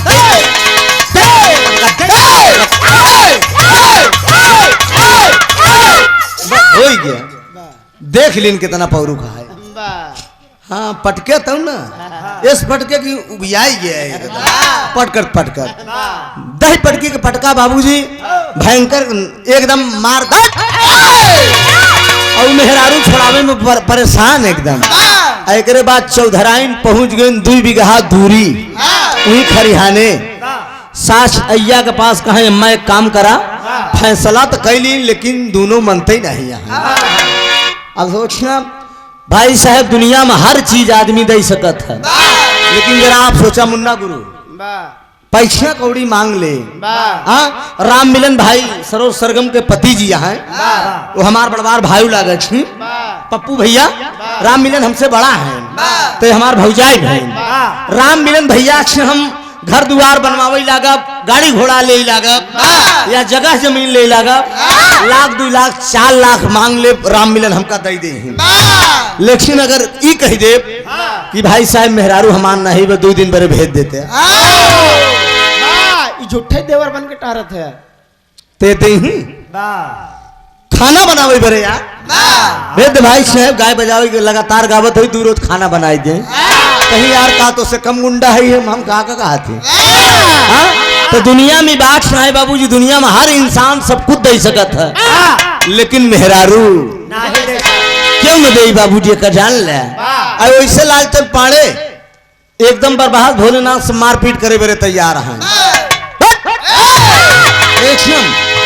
कहें कि मेहरारू हम दे भाई अय्या के लगे पहुंच गए चौधराइन कहीं न माँ 5 गांव से 5 बियादरी के 5 ठीक चौधरी बुला लिया बा गाना एकदम करीब है दोस्त 5 बियादरी के 5 चौधरी बुला लिया बा आई सास अय्या पांडे जी खिया खान साहेब पटेल जी ठाकुर साहेब 4 जने खिया पहुंची कहे ए बड़कऊ चौधरी है कहन हाँ कहन जिंदगी में हमारे एक बेटवा लेकिन एक तो रूप के आज घर में 2 बेटवा घुस रहा है कहन अच्छा ये बात कहन हाँ तो 4 चौधरी मना कहन कहन करे ये बताओ अरे केहू का ठोका ठोका ठीक बा हाँ चलो ठीक है कहन करे तोर नारी चक्रोट मैटर हो बिटिया पतोह के लेन देन का मैटर हो तो उस सब पंचायत हम लोग करी थी कि ई तोर बिटिया बेटवा हम पहचानब 4 चौधरी मना कही दे दोस्त एक चौधरी भगवान का देन नाम रहन उनकर जग्गू यादव समझे सुंदरलाल भैया उनका नाम रहन जग्गू यादव अब भगवान का देन वो एक आंखी के फ्यूजो रहे हाँ जग्गू दादा 100 मुठ भैंस चरावत रहन और चनैनी चूड़ी गावत रहन अब सरोज गाय ने कि दूध ले लो दूध ले लो दूध ले लो अब भगवान जाने कमन दूध बेचत यहाँ हम सब यादव वंश में जन्मलीन भैंसिन गाय के बेचत है हाँ अरे कहत यहाँ कि हमार दूध सबसे अलग बिकात है पेवर दूध हो भाई मानव हम हो सकत है दोस्त चनैनी चूड़ी गावत यहाँ जग्गू दादा ऐसे लाठी धरे अब बढ़िया 100 मुठ भैंस चरावत बने में और गावत है कहा गावत है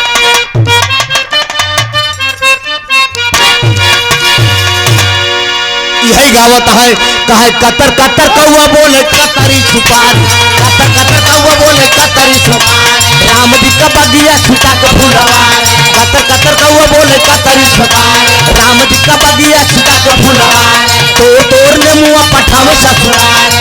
तोर ने मुआ पठावे ससुर हे तोर ने मुआ पठावे ससुरारी खाई ले बिटिया रोवत माता खाई ले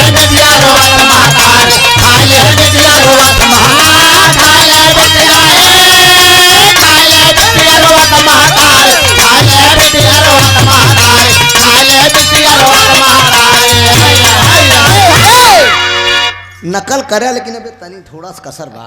हल्का सा कसर रह गया बा। ला कह लैली लक्ष्मी झमक लैली लक्ष्मी झमक भुवरी भाई सिया कबोर दी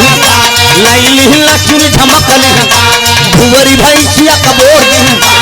एक शेर दूधवा सवाल से एक शेर दूधवा सवाल शेर पानी लगे बदरिया में महंगाई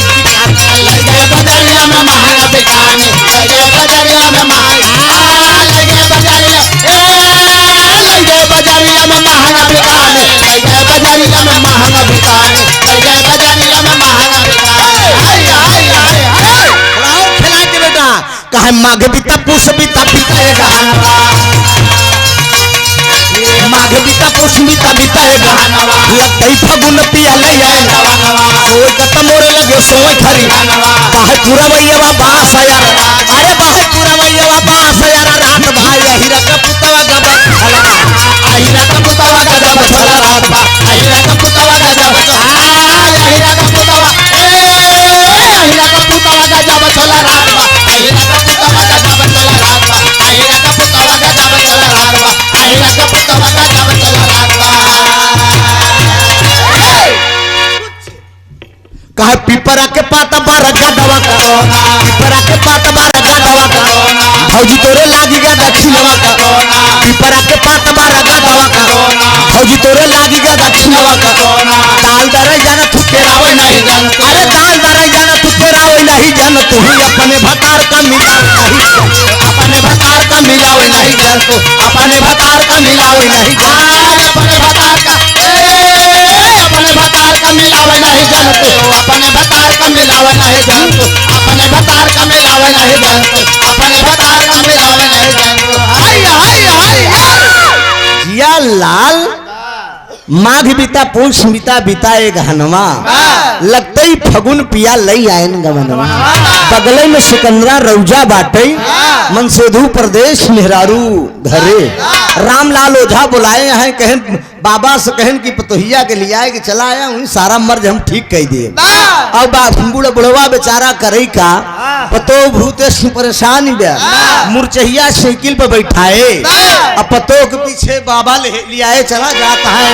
और राम लाल ओझा हुआ बैठा है सिकंदरा में और दुल्हनिया बैठ के बार खोर के मुजावर ढपली ले के बजावे लागो गावत काबा कहा अरे गाजी मियाँ के साकर मोहरिया ये सब बजाई ले बात पास हो जावे का जान ले कहा अरे गाजी मियाँ हुड़ बजा लेते हो नहीं बजा पाते हो हाँ इलाहाबाद का ये सब प्रसिद्ध चीज है बेटा चलो नहाओ तुमसे जो लहे कहा अरे गाजी मियाँ के साकर मोहरिया हमसे निहुरी ना जा अर्गा जना अरे हमसे निहुरी ना जा अर्गा जना अरे हमसे निहुरी ना जा अर्गा जना गाजी मियाँ के साकर मोहरिया गाजी मियाँ के साकर मोहरिया हमसे निहुरी ना जा अर्गा जना हमसे निहुरी ना जा अर्गा जना कहे चलते चलत मोर पौआ पिराने अरे चलते चलत मोर पौआ पिराने अरे रौजा निगार कई जा अर्गा जना अरे रौजा निगार कई जा अर्गा जना अरे रौजा निगार कई जा अर्गा जना चलत चलत मोर पौआ पिराने रौजा निगार कई जा अर्गा जना रौजा निगार कई जा अर्गा जना आय हाय हाय कहीं चलते ही चलत मोर पौआ पिराने रौजा निगर कई जा हर का जना इछने में महाराज प्रगट दुल्हनिया चुपटी बटन पहने रही मैरिज कहा आई के रे मुजावर धुन बदल देश कहा जब से मरी रमजान वही कयम्मा अरे जब से मरी रमजान वही कयम्मा अरे रजुआ तनी के देखा अर्गा जना अरे रजुआ तनी के देखा अर्गा जना अरे रजुआ तनी के मरी रमजानवा के मरी रमजानवा के अम्मा रजुआ तनी के देखा अर्गा जना रजुआ तनी के देखा लागा रामलाल ओझा भूत गिनावे लाग एके बसवारी अखा चुराइनिया एके बसवारी अखा चुराइनिया चढ़ाली जवानी में धैले होगा चढ़ाली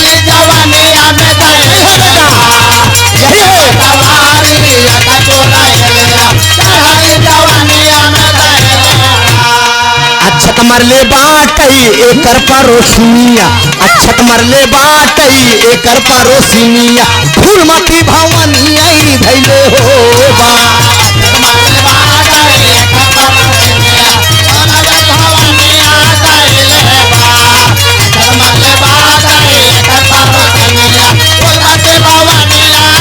हाँ कोखिया खुलाई देना है डोमिनिया कोखिया खुलाई देना है डोमिनिया सावन की शिवनिया में धैले हो बा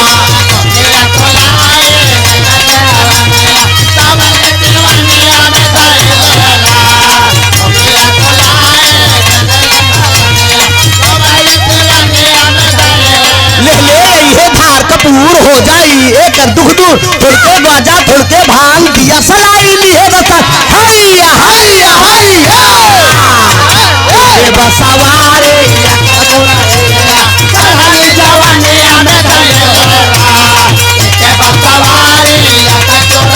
चढ़ाई जवानिया में जग्गू दादा चनैनी चूड़ी गावत ना इतने में पढ़ाइन काकी पहुंच गए कहन ए बड़कऊ हम सुने हैं कि आप बड़ा माना जाना चौधरी है कहन हाँ कहन हमरे पास एक बेटवा जिंदगी में एक बेटवा लेकिन आज एक रूप को दू बेटवा विराजमान है घरे में कहा ठीक बा कहन तब कहन तो तोहरे ते कई बेटवा रहन है सुने रहे कहन हाँ बेटवा कहन तू तो लालचंद पाड़े के माई हूँ न कहन हाँ हाँ हाँ चौधरी बड़कऊ हम लालचंद पाड़े के कहन ठीक ठीक एक शाम करा कोनो बगिया उगिया बा कहन हाँ काशी नरेश के सिरधरी में 2 बीघा का बगिया बा और वही बगीवा में 10 हाथ चौड़ा कुआं भी बा कहन बस बस बस वही बगिया में पंचायत धई दे रस्सी बल्टी देसी गुड़ हुक्का चिलम रख दे जाए के ढिढोरा पिटवाई दे तोरे कल असली बेटवा का पहचान अरे शाम करा आज के रात में आपन पतो अपने लगे लेके लेटू दोनों लौंडन के लगे जाई कहन ठीक बा गए ढिढोरा छिंड के पंचायत रखी गई कि काल असली चौधरी के पहचान हुई काशी नरेश के बगिया में पंचायत धरी बाटे तमाम लोग इकट्ठा हुई गए जेठ के महीना में बड़ी बाग बाबूजी आम बरगद सिखवान बल्ली बेल कैछा गुलर कटहर नींबू केला सब वगैरह वगैरह पूरा एकदम बाबूजी एकदम बाग खचा खच एकदम देखने वाले के ताता लगा हुआ इतने में 4 चौधरी सोचता है कि बतावा हम सब मना कही दिन एक तानी राम चला है पंचायत कराई ये पंचायत करे चला है कि असली चौधरी के पहचान कह दे इतने में बाबूजी पंचायत रखी गई और चौधरी मन में सोचता है कि दुनिया में बहुत पंचायत करे है एक ही बभनों को पंचायत कह दे यही सोचत चौधरी चला जाता है उड़ान चौधरी कहाँ लगे मन लाए चौधरी कहाँ लगे मन लाए कैसे फैसला होई दिल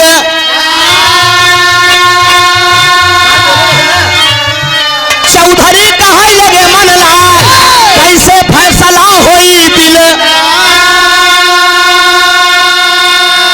अरे राम बलम से हंस के बतिया कहे अरे चौधरी कहे आई गई मुड़वा पर आफतिया बलम से हंस के बतिया कहा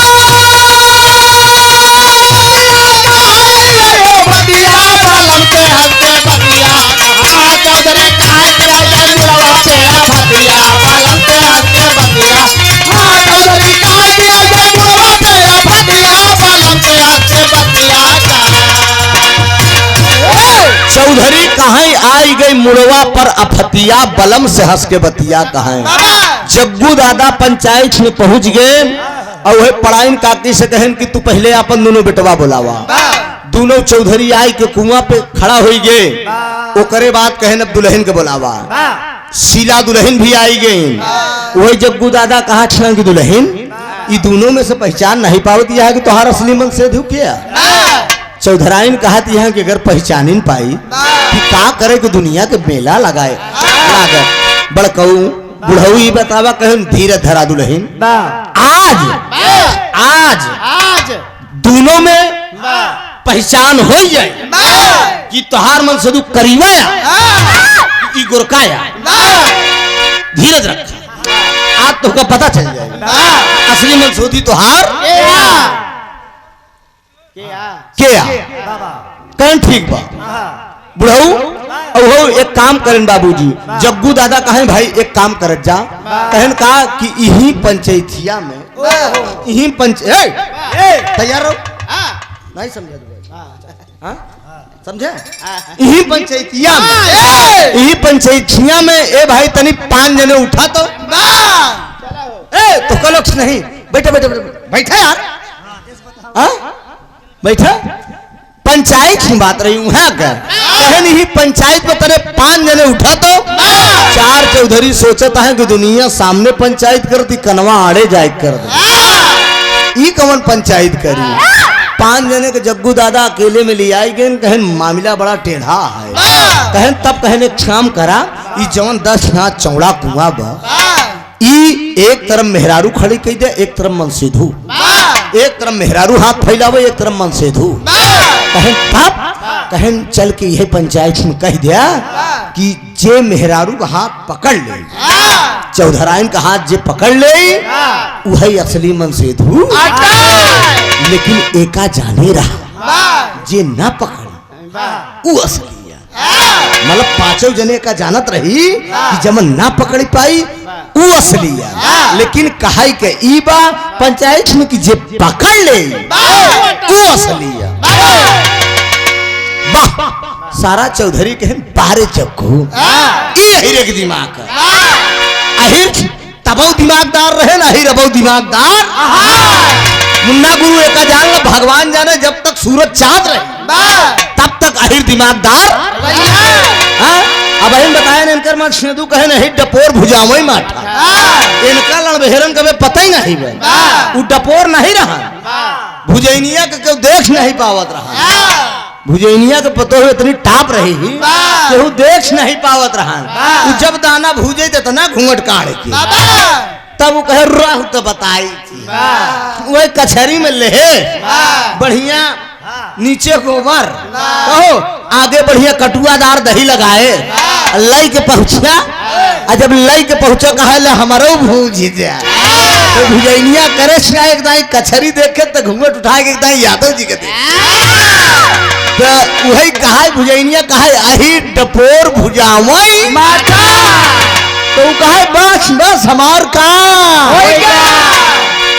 डपोरे समझा लेकिन काम हमार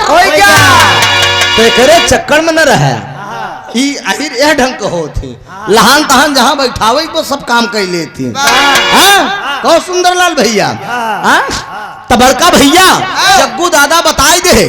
जग्गू बताए दे कहन चौधराइन के खड़ी कह दे कहन तू खड़ी हो पहले असली मन सेधु का नंबर लग गया लालचंद पाड़े का गाना केवल 5 मिनट करूँ बाबूजी देखिए निष्कर्ष क्या निकल रहा है एक तरफ दुल्हन खड़ी हुई गई एक तरफ जो असली मन सेधु रहा लालचंद पाड़े वो खड़ा हो गए दुल्हन हाथ फैलाए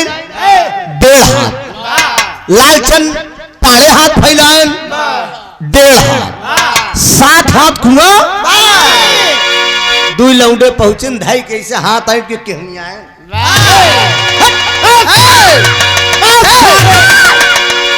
चला हरामखोर हमारे मेहरारू लेता है अबे कहाँ मारे मेहरारू चाहिए बदतमीज लालचंद पाड़े सोचता है कि इंडिया टॉप मेहरारू जा तो सारे मरता हुआ है से तई बेत में भगवान भोलेनाथ एकदम मुस्कुरात खड़ा है जितना चौधरी रहन कहन कि ला आवा भोलेनाथ कहन का करे के कहन बस यह कैती से हाथ थामा कुआं कैसे हाथ हाथ धई दे मेहरारू तो हार भोलेनाथ सोचता है कि हमारे बाएं हाथ के खेला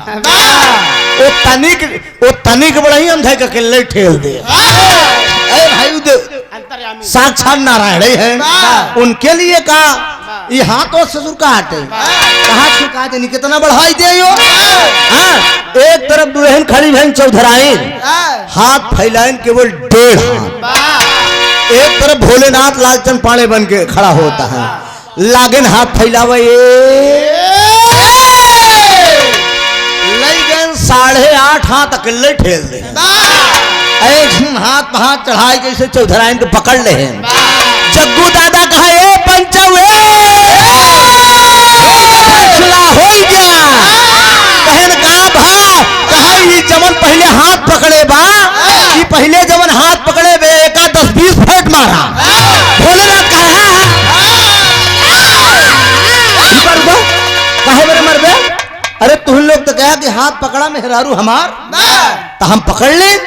कहन ई मायाबिया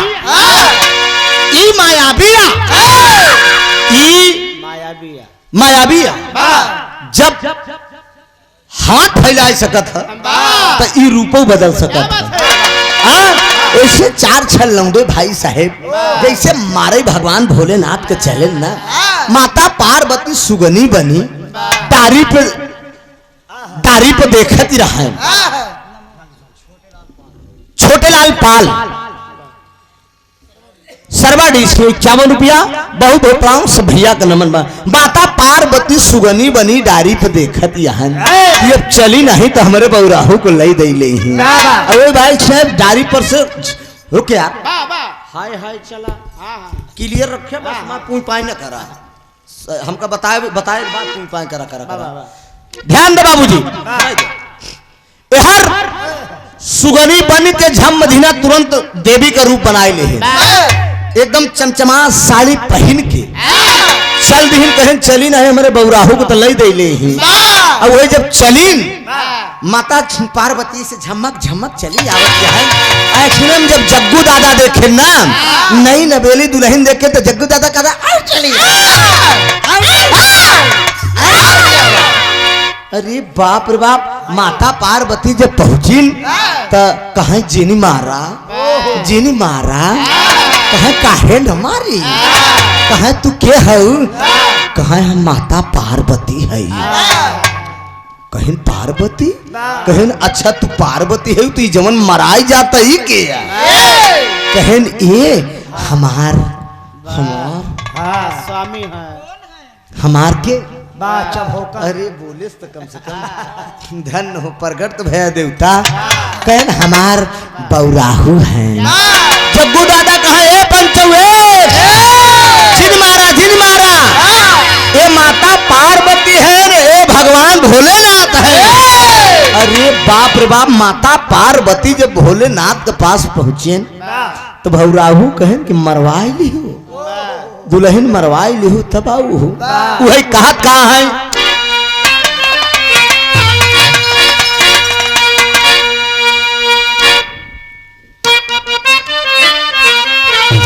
कहा हाय हाय पर्दा कम है क्या मुन्ना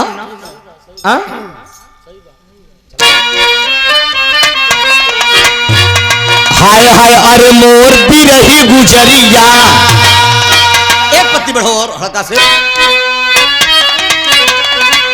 हाय हाय अरे मोर भी रही गुजरिया कहता कतानी भारी के नजरिया अरे मोर भी रही गुजरिया कतानी भारी के नजरिया अरे मोर भी रही गुजरिया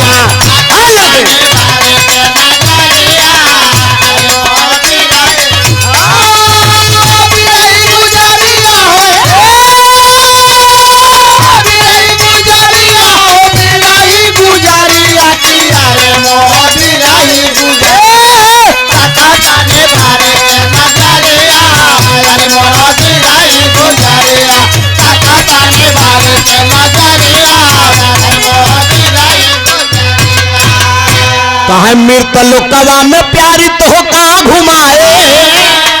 घूमई का नजारा रानी है हम पाए कहा हाय हाय अरे मोर भी रही गुजरिया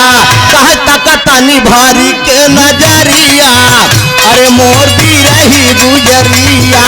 तकतानी भारी के नजरिया अरे मोर भी रही गुजरिया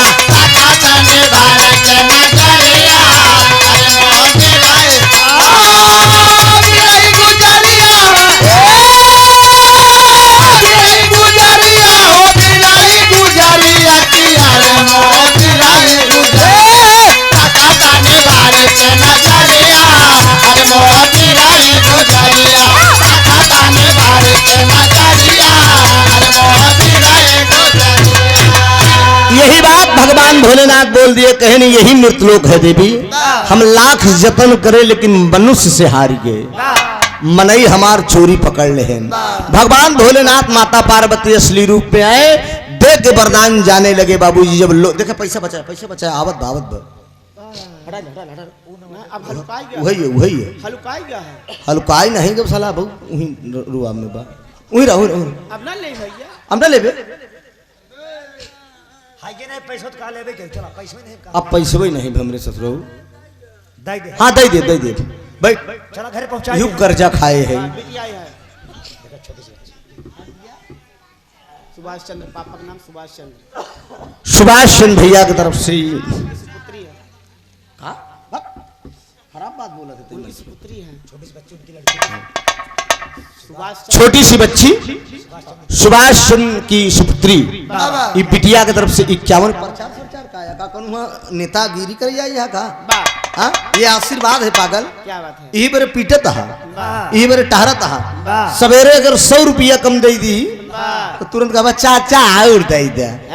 प्रचार आके। ऐसा शब्द दोबारा मत बोलना, कलाकार हो ज्ञान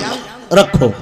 51 रुपया बहुप्राम हो आशीर्वाद की परीक्षा है, उत्साह बढ़ाने के लिए देते हाँ ये उत्साह बढ़ाने के लिए मिलता है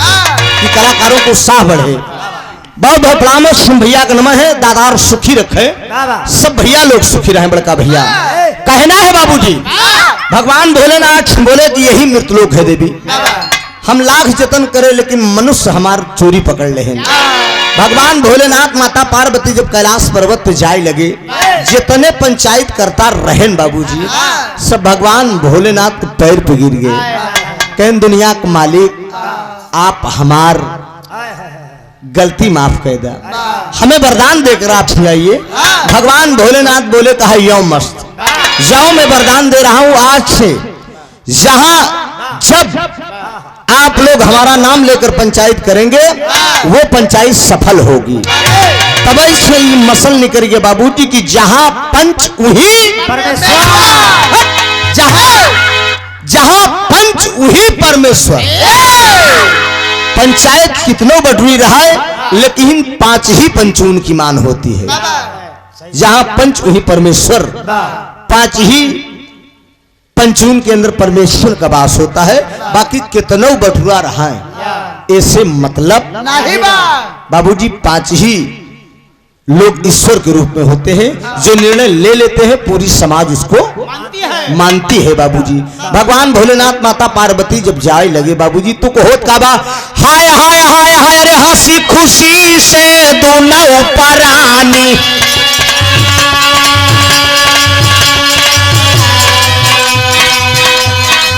हंसी खुशी से दोनों परानी,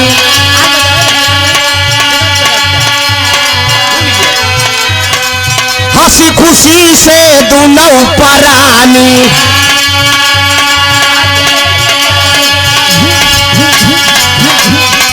घर में लूटई मौज बहा,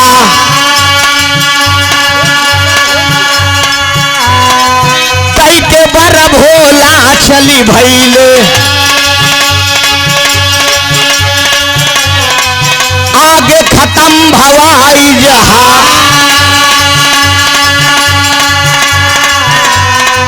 दुल्हन का दुल्हा मिल गईले। इच्छा भूरी भासर का,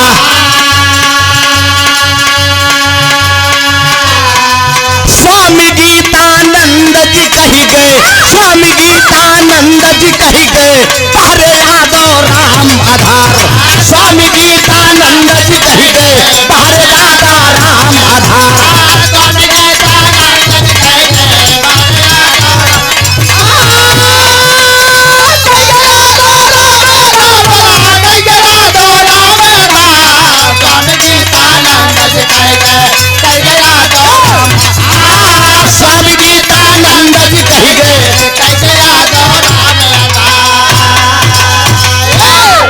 भगवान भोलेनाथ वरदान देकर बाबूजी चल दिए। कहा जाओ आज से जहां तुम लोग मेरा नाम लेकर पंचायत करोगे वो पंचायत सफल होगी। दे के वरदान भोलेनाथ चल दिए। बाबूजी कैलाश पर्वत पे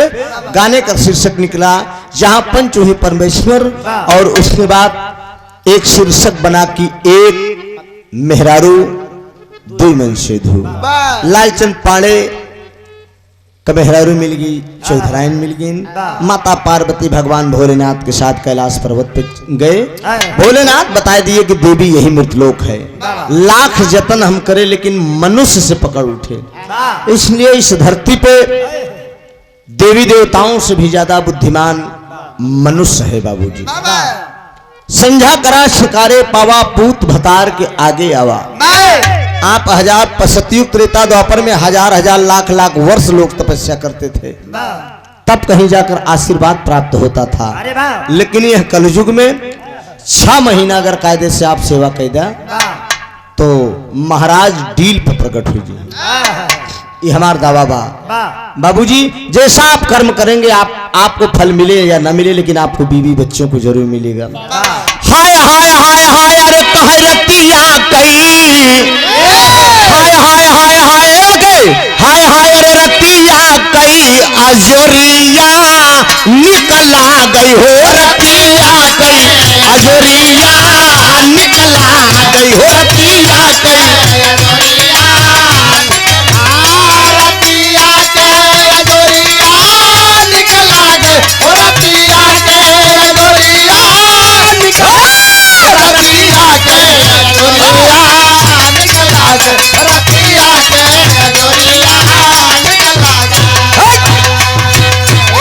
कहा जबरी में कहीं का बदरा बरसे,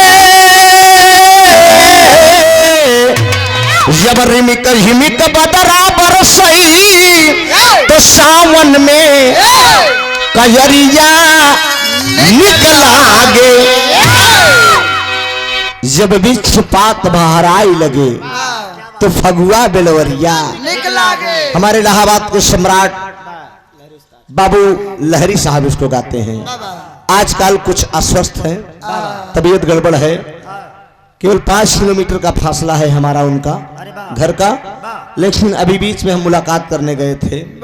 मुझे एक शिक्षा दिए, कहा बेटा चाहे जो परिस्थिति रही हो,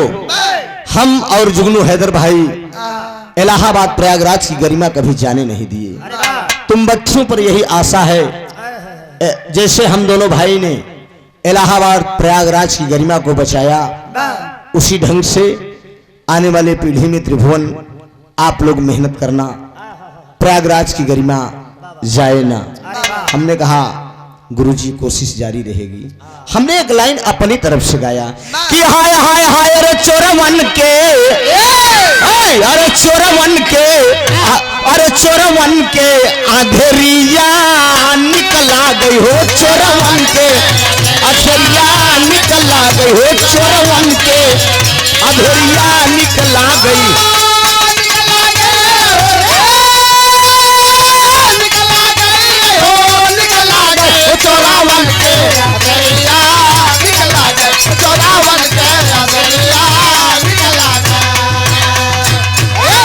जबरी में कहीं का बदरा बरसई तो सावन में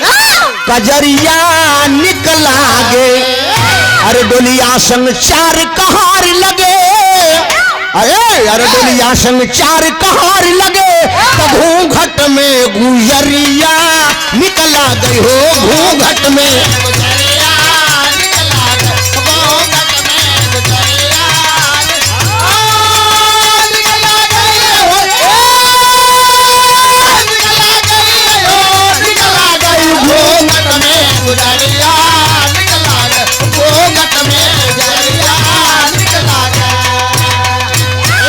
अरे भारत का झंडा 3 रंग का, भारत का झंडा 3 रंग का, हरा सफेद केसरिया निकला गया। भारत का झंडा 3 रंग का, अरे हरा सफेद केसरिया निकला गे। ये है घाट पर काम होता है, फसल समय पे कटेगी गोपाल तो अच्छा लगेगा, और पहले काट दिया जाएगा तो किसान मर जाएगा, धारमधार गीत मर जाएगी, संगीत मर जाएगा, कलाकार की कला मर जाएगी। इस बात को ध्यान देना। कहना है दोस्त, जब क्षीर सागर में विष्णु आसन लगे तो लक्ष्मी दाबई चरनिया निकल आगे। कि अरे ढोलक के साथ जब करताल बजई, अरे ढोलक के साथ जब करताल बजई, त्रिभुवन कई सयारिया निकल आ गई हो, त्रिभुवन कई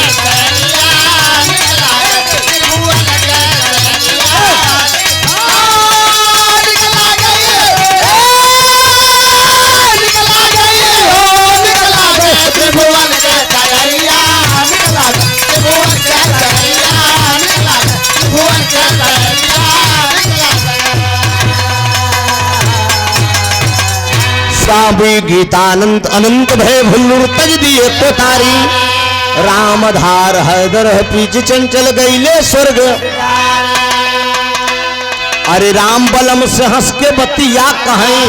अरे त्रिभुवन नाथ कला गल जुगनू से पीरितिया, बलम से हंस के बतिया कहें।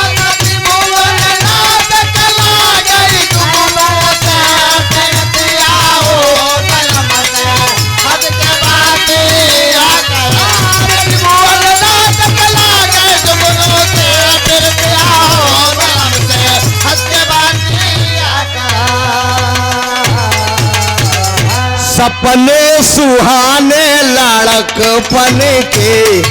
सपने सुहाने लड़कपन के, मोर जीवन में आए बहार बन के। सपने सुहाने लड़कपन के, मोर जीवन में आए बहार बन के। सपने सुहाने लड़कपन के,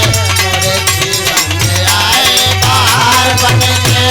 बहार बन के हाँ बहार, बहार बन के हाँ बहार। सपने सुहाने लड़कपन के, मोर जीवन में आए बहार बन के। सपने सुहाने लड़कपन के, मोर जीवन में आए बहार बन के। सपने सुहाने लड़कपन के, मोर जीवन में आए बहार बन के। बहार बहार बहार बहार, कहीं होए ना मोहल्ले में हल्ला के बड़िया न खटकाना। कहीं होए ना मोहल्ले में हल्ला के बड़िया न खटकाना। कहीं होए ना मोहल्ले में हल्ला के बड़िया न खटकाना। कहीं होए ना मोहल्ले में हल्ला के बड़िया न खटकाना। कहीं होए ना, कहीं होए ना मोहल्ले में हल्ला के बड़िया न खटकाना। कहीं होए ना मोहल्ले में हल्ला के बड़िया न खटकाना। कहीं होए ना मोहल्ले में हल्ला के बड़िया न खटकाना। आधी रात, आधी रात पड़ोसन के घर, अब जब जब बोले कागा, बोले बोले बोले। आधी रात पड़ोसन के घर जब जब बोले कागा, बोले बोले बोले। ए रोए सारी रात, ए रोए सारी रात, ए रोए सारी रात चुदरी का पल्ला घूंघटवा उठा जाना। रोए सारी रात चुदरी का पल्ला घूंघटवा उठा जाना। और छमना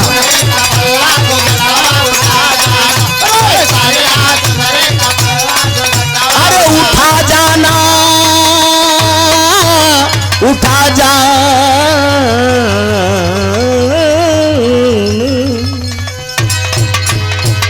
बहुत बहुत धन्यवाद। अब सेवा आप सब उधर से लीजिए। हो सकता है उनका कार्यक्रम 10 बजे दिन तक हो, मुझे फैजाबाद जाना है। आज कार्यक्रम है मेरा। सरोज सरगम जी 10 बजे तक सेवा करेंगी। जाने जाने में, गाने बजाने में अगर कोई त्रुटि हो तो क्षमा चाहूंगा दोस्त। अभी आधा घंटा तक बैठा रहूंगा जब तक ये गाएंगे, उसके बाद हम निकलेंगे दोस्त। धन्यवाद।